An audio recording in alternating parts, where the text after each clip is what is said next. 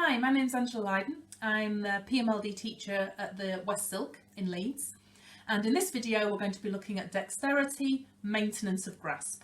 So we're aiming for our child or young person to be able to hold onto an item and lift it, and the personal outcome we're aiming that they're going to be able to recognise that they can use their hands to move objects.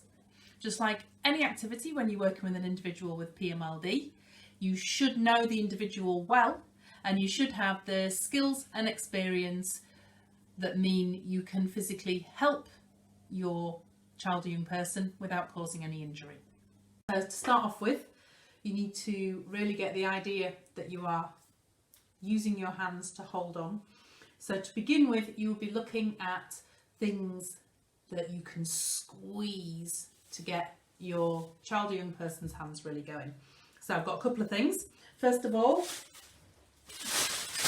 as I mentioned before, crinkly paper, very good thing for squeezing. Play-Doh, another good thing for squeezing because that's got a nice texture to it. And finally, one more thing for promoting squeezing is if you can get your child or young person to squeeze these plastic eggs. You might have some left over from Easter because they pop when you squeeze them, so you're getting that sensory feedback. So there's using different equipment, a number of different ways to promote squeezing. Also, when you're looking at maintenance of grasp, you're wanting to get those hands opened up so they can get hold of things. There's a couple of ways that you can do this. You use a rolling pin when you're rolling out Play-Doh, like this. And if you don't have a rolling pin, then you could use a tin of beans or a tin of tomatoes. You can be rolling,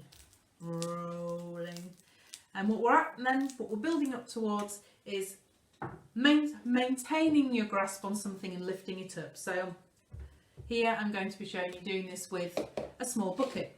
This was just a bucket that came with some yoghurt, or you might have some seaside buckets in the garage or whatever. To make the handle a little bit easier to hold, I'll just sellotape some kitchen roll around it, and you can change how difficult it is to lift by changing the weight of the bucket. So I'm going to make this bucket heavier with a few satsumas. So first of all, you'll be encouraging your child or young person to hold on. A thing that really can help with grasp is if you encourage their wrist position to be back, because your fingers naturally curl when your wrist position is in that position.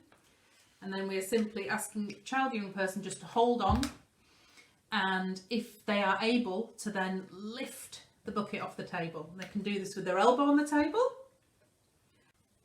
lifting it up with a straight arm.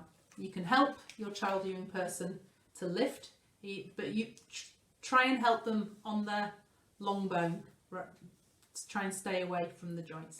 So you'll be helping them here, and you can help them, you can correct their wrist position and then help them here. So there you have a little bit of a warm-up, and then holding on and lifting up.